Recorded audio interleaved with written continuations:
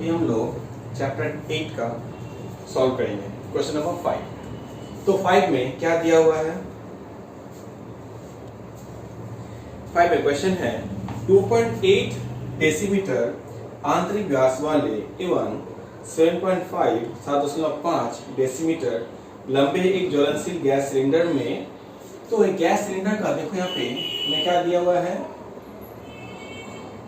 Gas cylinder का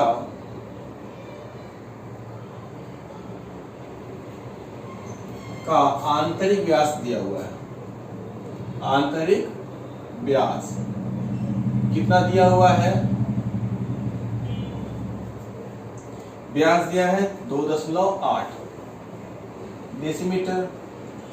तो आंतरिक व्यास अगर 2.8 है तो गैस सिलेंडर का आंतरिक अर्ध व्यास कितना हो जाएगा?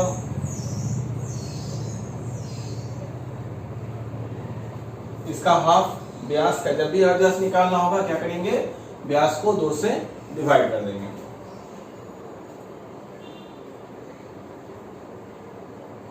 तो क्या हो जाएगा 1.4 DCM, ये हम लोग अर्ध व्यास हो गया। फिर दिया हुआ है सिलेंडर की ऊंचाई। तो गैस सिलेंडर की ऊंचाई या लंबाई, ऊंचाई कितनी है? 7.5 डेसीमीटर। तो देखो कोई भी एक गैस सिलेंडर जो हमें दिया गया है, इस सिलेंडर में गैस क्या होगा, इसके अंदर ही रहेगा। तो हमें क्या निकालना होगा? आयतन। तो गैस सिलेंडर का आयतन कितना है, वॉल्यूम निकालना है हमें। फॉर्मूला क्या होता है? पाई आर स्क्वायर एच। पाई के लिए कितना आएगा? 22/7। आर का वैल्यू कितना आया? 14/10। 14/10 इंटू एच कितना है? 75/10। ठीक है, कितना यूनिट क्या होगा? डेसीएम क्यूब। कभी भी यूनिट लिखना नहीं भूलेंगे, क्योंकि अगर यूनिट नहीं लिखे तो उसके लिए भी मार्क्स कटता है।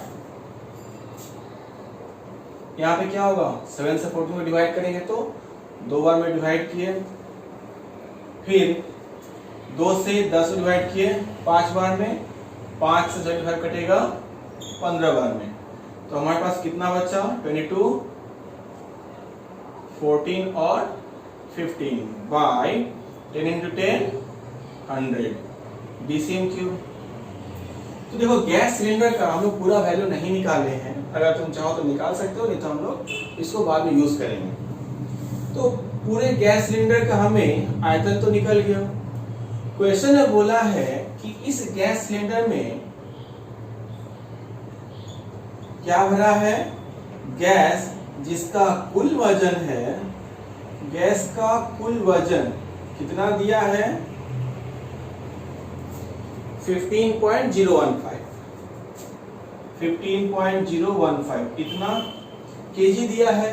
तो इस किलोग्राम को अगर हम ग्राम में कन्वर्ट करेंगे तो उसके लिए क्या करना पड़ेगा? 1000 से मल्टीप्लाई, तो हम लोग का हो जाएगा 15015 ग्राम। ये हो गया। हमें निकालने के लिए क्या बोला गया है? तो क्वेश्चन में बोला है कि प्रति घन डेसीमीटर गैस कितना है। देखो टोटल हमें इतना घन डेसीमीटर मिला, इतने घन डेसीमीटर का वजन यदि ये ग्राम है तो 1 घन डेसीमीटर में कितना वजन होगा? क्लियर? तो क्या लिखेंगे?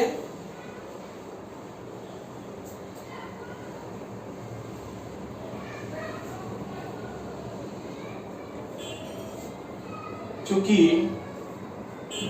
नंबर कितना था? 22 था, 15 था और 14 था, बाय 100 इतना DCM क्यूब में गैस का वजन कितना है? गैस का वजन हमें दिया हुआ है 15015 ग्राम। तो 1 घन डेसीमीटर यानी कि 1 DCM क्यूब में कितना गैस का वजन होगा, तो इसके नीचे ये डिवाइड में आएगा। तो देखो 15015 के नीचे क्या लिखेंगे, 22 15 14 बाय 100 इतना ग्राम होगा। जो मेन डिवाइड का लाइन होता है वो हमेशा इक्वल टू के सामने लिखना चाहिए और वह साइज जो भी बड़ा होना चाहिए, ठीक है। नेक्स्ट क्या होगा, तो 15015, अब ये नंबर क्या हो जाएगा, उलट जाएगा बाय 22 15 और 14। अब क्या होगा, हमें ये भाग करना है। तो अगर 5 से डिवाइड करते हैं 15 को 3 टाइम्स में और ये 5 से डिवाइड करेंगे तो कितना आएगा, देखो 5 से 15015। बहुत बच्चे क्या करते हैं, इसको हर बड़ी में डिवाइड कर देते हैं, यहाँ पे लिखेंगे 3 0 और 15 के लिए 3, जो कि आंसर गलत हो जाता है, ठीक है। अगर इसको हम डिवाइड करें 3 टाइम्स में तो कितना हुआ, 15 0 आया, अब 0 दिए तो 1 आया, फिर 0 दिए तो 5। अब हम लोग 5 से डिवाइड करेंगे 3 टाइम्स में, ठीक है। तो आंसर कितना आएगा, 3003। तो 5 से डिवाइड किए 3003 आएगा, फिर 3 से डिवाइड करेंगे तो अब 1003। तो हमारे पास नंबर क्या बचा, और 1001। हमारे पास नंबर क्या होगा, 1001 इंटू 100 बाय 22 इंटू 14 ग्राम। अब 11 से काट के देखते हैं, 11 से कनेक्ट हो जाएगा 2 बार में, और ये अगर 11 से डिवाइड करेंगे तो कितना होगा, देखो 11 से अगर 1001 को डिवाइड करते हैं पहले तो 9 टाइम्स में जाएगा, 9 बार में 99 हो गया, बचा क्या 1 और ये 1, फिर एक बार में, तो कितनी बार में जाएगा 91। इसके बाद 14 को काटेंगे 7 से, 7 को 2 बार में डिवाइड किए 7 से, और ये 7 से जाएगा तो एक बार में 7 गया, 2 3, वैसे भी 13 गुने 7 91 होता है। तो हमारे पास कितना आया, 13 गुने 100 बटा 2 गुने 2 4 ग्राम। तो यहाँ पर देखो आइदर हम 1300 को 4 से भाग कर सकते हैं या फिर सिर्फ 13 को 4 से भाग करो। 4 से हम 13 को डिवाइड करते हैं, कितने बार में, 3 बार में जाएगा 12, 1 आया, फिर पॉइंट दिए तो 10, 2 बार में 8, 2 आया, पॉइंट के कारण 0, 5, तो 3.25 हुआ ना। तो 3.25 इंटू 100 जो कि क्या देता है हमें, 325 ग्राम। तो हमारा आंसर क्या हो जाएगा कि 1 घन डेसीमीटर में गैस का वजन 325 ग्राम होता है। Clear, done. नेक्स्ट सवाल,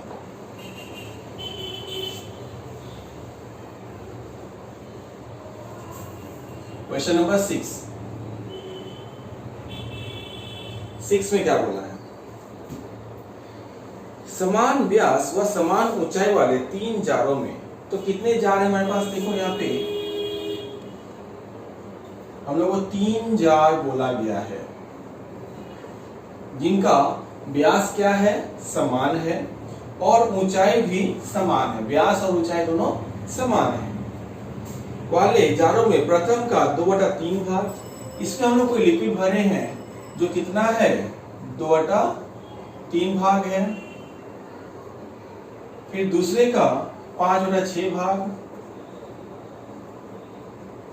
और तीसरे का 7/9 भाग। हल्के गंधक के अम्ल से भरा था। इन तीनों जारों के अम्ल को यदि 2.1 डेसीमीटर व्यास वाले, देखो इन तीनों के अम्ल को हम लोग किस में डाल रहे हैं, एक बड़े जार में डाल रहे हैं, जिसम का इस जार का हमें व्यास दे दिया गया है। इसका व्यास कितना बोला है? 2.1 डेसीमीटर। एक जार में रखा जाए तो जार के अम्ल की ऊंचाई, इसकी ऊंचाई कितनी हो जाएगी? 4.1 डेसीमीटर। तो प्रथम 3 जारों की व्यास हो जाती है, प्रथम 3 जारों की व्यास, ये 3 जो जार है इनका व्यास कितना बोला है?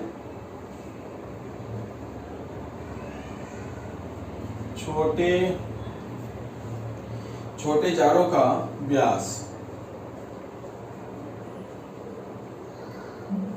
कितना बोला है?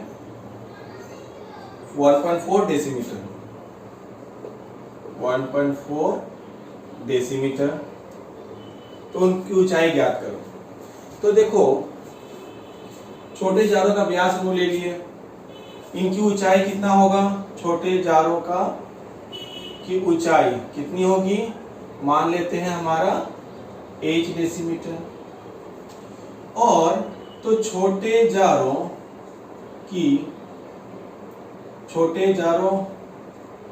का व्यास, छोटे जारों का ऊंचाई और छोटे जारों की आयतन कितना हो जाएगा?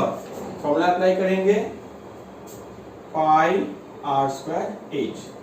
r1 h1 लेते हैं जस्ट इंडिकेट करने के लिए। अच्छा, व्यास दिया था, अर्धव्यास हम नहीं लिखे, तो अर्धव्यास कितना होगा? छोटे जारों का अर्धव्यास r कितना हो जाएगा? इसका हाफ 0.7 DCM। ठीक है, तो R1 H1 दिए, क्लियर है। यहां पर जो हमारा वॉल्यूम होगा, ये वॉल्यूम किसके बराबर है? इस बड़े वाले के वॉल्यूम के बराबर होगा। तो देखो, ये एक के लिए होगा ना, हमारा यहाँ पे टोटल वॉल्यूम कितना होगा? छोटे जारों में कुल अम्ल का आयतन कितना होगा? तो देखो, ये तो वॉल्यूम का फॉर्मूला हो गया, कितना बोला है? 2/3 part. So 2/3 of V plus 5/6 V plus 7/9 of V। तीनों में से V कॉमन निकाल लिए, 2/3 प्लस 5/6 प्लस 7/9। इसका एलसीएम निकाल लेंगे और V को किससे रिप्लेस करेंगे? इस फॉर्मूला से, पाई r1 स्क्वायर h1 के साथ इसका एलसीएम ले लो। तो 3, 6 और 9 का एलसीएम कितना हो जाएगा? 18। 3 से 18 को डिवाइड कितने टाइम्स में? 6 बार में, 6 गुने 2 12। फिर 6 से 18 गया तो 3 गुने 5 15, 9 से गया 2 14। ठीक है, थोड़ा सा इरेज करना, नहीं हम लोग यहाँ पे कर रहे हैं।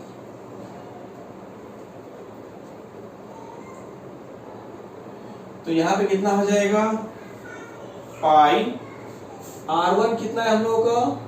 0.7। तो 7/10 इंटू 7/10। H1 कितना है पता नहीं, तो H1 रखेंगे, इंटू ये एडिशन 12 प्लस 15 प्लस 14 कितना हो जाएगा? 41/18। ये DCM क्यूब हम लोगों का वॉल्यूम हुआ, किसका? छोटे जारों में अम्ल का आयतन इतना आएगा। अभी सीरियस करना ही पड़ेगा। क्वेश्चन क्या बोला था कि इन सबको हम जब मिलाएंगे तो बड़े वाले में बड़े, यानी कि इन तीनों का आयतन क्या होगा? बड़े वाले के आयतन के समान होगा। इसीलिए हम लोग लिखेंगे एटीपी में क्या है, छोटे जारों में कुल अम्ल का आयतन, छोटे जारों में कुल अम्ल का आयतन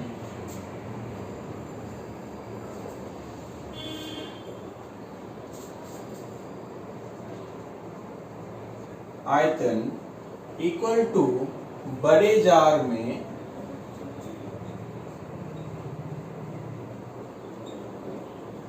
अम्ल का आयतन।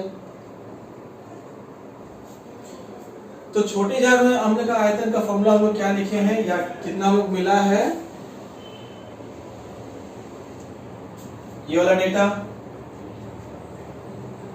पाई 7/10 फिर 7/10 इंटू H1 इंटू 41/18, ये किसके बराबर होगा।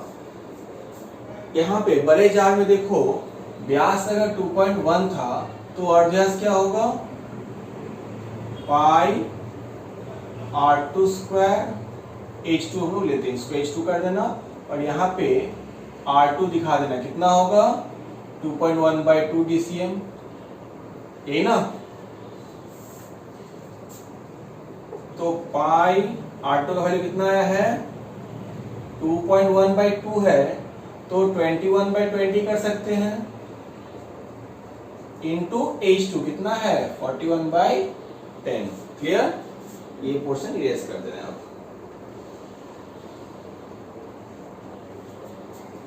ये इरेज कर दिए, अब इसका जरूरत नहीं है और सॉल्व हो जाएगा। देखो पाई यहाँ पे कुछ कटेगा क्या, नहीं कट रहा है, 7/10 7/10 41/18 इंटू H1 इक्वल्स टू इतना। तो देखो यहाँ पे अगर इक्वल टू बीच में है तो हम लोग काट सकते हैं इस पर उस पर, तो पाई और पाई कट जाएगा, फिर 41 ऊपर से ऊपर 41 कट गया, 7 से 21 काटेंगे 3 टाइम्स में, फिर 7 से 21 काटेंगे 3 टाइम्स में, नीचे से 10 से 20 कटेगा 2 बार में, फिर इस 10 से 20 कटेगा 2 बार में। यहाँ पे क्या बचा, कुछ भी नहीं, सिर्फ H/18 और उधर क्या बचा 3 इंटू 3 9/2 इंटू 2 4 इंटू 1/10, यही बचा है। अगर हम लोग 2 से काटेंगे 2, ये हो गया 9, सो H इक्वल्स टू, ये 9 हो जाएगा, क्या हो जाएगा मल्टीप्लाई हो जाएगा, तो 9/2 इंटू 1/10 इंटू 9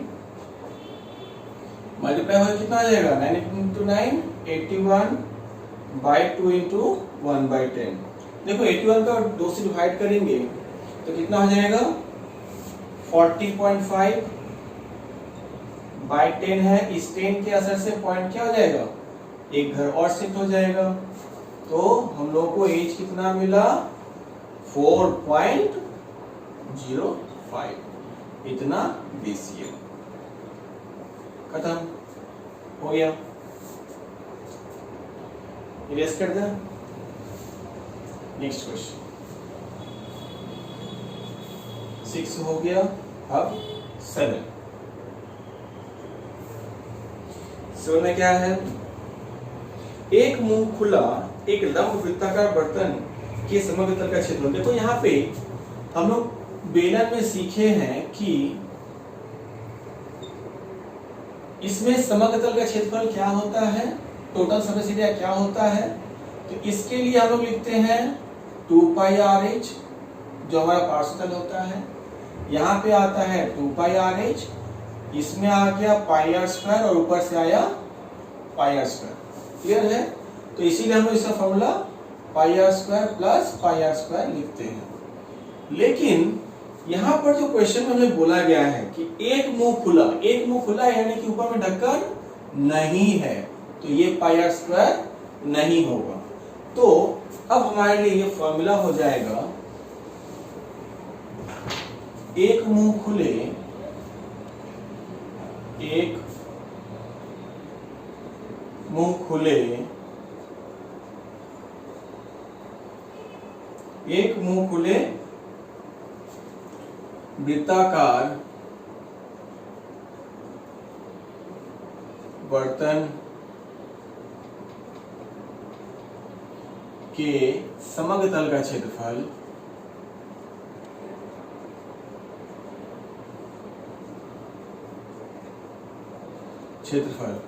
क्या आ जाएगा इसका फॉर्मूला? यहाँ पे पार्श्व तल के लिए हम लोग क्या लिखते हैं, 2 पाई आर एच प्लस, इस बार सिर्फ एक ही भाग रह गया है तो प्लस पाई आर स्क्वायर। ये हो जाएगा हमारा फॉर्मूला। ये पोर्शन ब्रैकेट में रखते हैं और इसका ही हमें वैल्यू दिया है। क्या दिया है? 2002 इतना सेंटीमीटर स्क्वायर, ये हमें दिया हुआ है। और क्या दिया है? बर्तन के आधार का व्यास, इस बर्तन का जो आधार है इसका व्यास कितना बोला है, यानी कि डी जो व्यास दिया है वो बोला है 14 सेंटीमीटर। व्यास अगर 14 सेंटीमीटर है तो बर्तन में कितना लीटर जल अटेगा? तो देखो व्यास अगर 14 सेंटीमीटर है तो अर्धव्यास कितना हो जाएगा? यहां हम लोग लिख सकते हैं बर्तन का के आधार का व्यास कितना था? 14 सेंटीमीटर। तो बर्तन के आधार का अर्धव्यास कितना हो जाएगा? R 2 से डिवाइड करेंगे 7 सेंटीमीटर। दोनों का अर्धव्यास R का वैल्यू मिल गया। तो देखो यहाँ पर इस फॉर्मूला में अगर हम R का वैल्यू 7 पुट करेंगे तो हमें H निकल जाएगा। तो करते हैं, therefore ATP 2 pi r h plus pi r square का वैल्यू कितना बोला गया है? 2002। यहाँ पे हम लोग 2 कुछ कॉमन आएगा, पाई आर कॉमन आ जाएगा। तो पाई आर का कॉमन निकालते हैं तो इसमें क्या बचेगा? 2h plus r equal to 2002। Pi के लिए क्या है? 22/7। आर के लिए 7 ब्रैकेट में 2h प्लस 7 इक्वल्स टू 2002। यहाँ पे देखो 7 7 कट जाएगा, क्लियर? और 2h प्लस 7 अगर हम रखते हैं तो 2002 के नीचे 22 चला जाएगा, जिससे अगर हम लोग 2 से काटें तो 11 और 2 से काटेंगे तो 1001। इसके बाद 2h प्लस 7 11 से 1001 को काटते हैं, कितने बार कटेगा? 9 बार में 99 चला गया, बचा कितना? 1 और 1 11, यानी कि एक और आएगा 91। तो देखो 2h प्लस 7 की वैल्यू कितना मिला हमें? 91। यहाँ पर 2h वैल्यू कितना आ जाएगा? 91 माइनस 7। तो 91 से 7 माइनस करो, कितना होगा? 84। h वैल्यू कितना हो जाएगा? 84/2 काटेंगे 42। तो हमें h का वैल्यू कितना मिला? h equals to 42 centimetre. तो हमें इस जार का या जो बर्तन था, इस बर्तन का हमें हाइट मिले कितना? 42 सेंटीमीटर। अब क्वेश्चन में क्या पूछा था? पूछा गया कि इस क्वेश्चन में, इस बर्तन में कितना लीटर जल आ सकता है? जल है ना, कितना लीटर जल अटेगा? तो देखो कितना लीटर जल अटेगा, इसके लिए हमें क्या करना पड़ेगा? इसका आयतन निकालना पड़ेगा।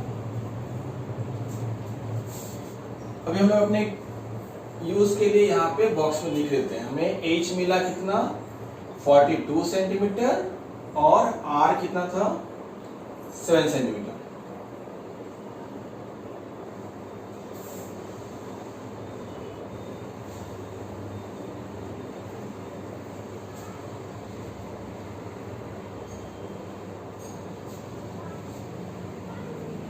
अब हमें क्या निकालना पड़ेगा, बर्तन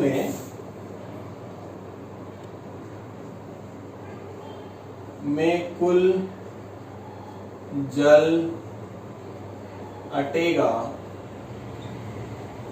यानी कि बर्तन का आयतन इक्वल्स टू बर्तन का आयतन। आयतन का फॉर्मूला क्या होता है, पाई आर स्क्वायर एच। पाई के लिए 22/7। आर में देखो, आर वैल्यू दिया हुआ है 7 सेंटीमीटर। हमें जब लीटर में निकालना है, क्वेश्चन में बोला गया है कि कितना लीटर जल अटेगा, तो उस वक्त हमें इस डेटा को किसमें कन्वर्ट करना पड़ेगा, डीसीएम में। तो 7 सेंटीमीटर को अगर हम लोग डीसीएम में चेंज करेंगे तो क्या करना पड़ेगा, मीटर, डेसी और सेंटी। तो हम सेंटीमीटर से जब डेसीमीटर में जा रहे हैं तो हमें 10 से भाग करना पड़ेगा। तो 7/10 इंटू 7/10। फिर से एच भी हमारा सेंटीमीटर में था, तो 42/10 डीसीएम। ये हमारा क्या हो जाएगा, डीसीएम क्यूब। अभी इरेज कर दिया। 7 से 7 कटेगा, और कहीं कुछ कटेगा क्या, और तो कुछ कटता हुआ नहीं दिख रहा है। तो सिंपली हमें मल्टीप्लाई कर देना होगा।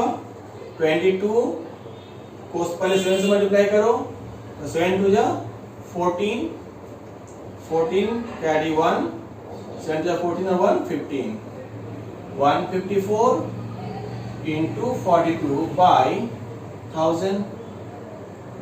कितना डीसीएम क्यूब। अभी हमें 154 को 2 से मल्टीप्लाई करना पड़ेगा। तो 2 से मल्टीप्लाई करेंगे तो 2 इंटू 4 8, फिर 2 को 5 से गुना करो 10, कैरी 1, 2 एकम 2 और 1 3, फिर 4 से मल्टीप्लाई किए तो 16, कैरी 1, 20 और 1 21, 2 4 और 2 6, 8 6 4 6।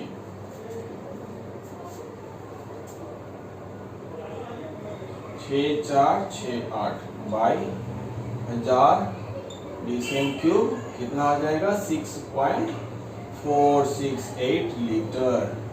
यह हमारा हो जाएगा आंसर। टेस्ट कर दें।